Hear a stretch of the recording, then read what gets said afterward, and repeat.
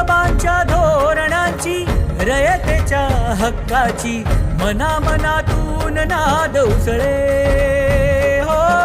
मराठीला अभिजात दर्जा, कृती केली ही गर्वाची, अभिमानासाठी झटते हो, हो, हो.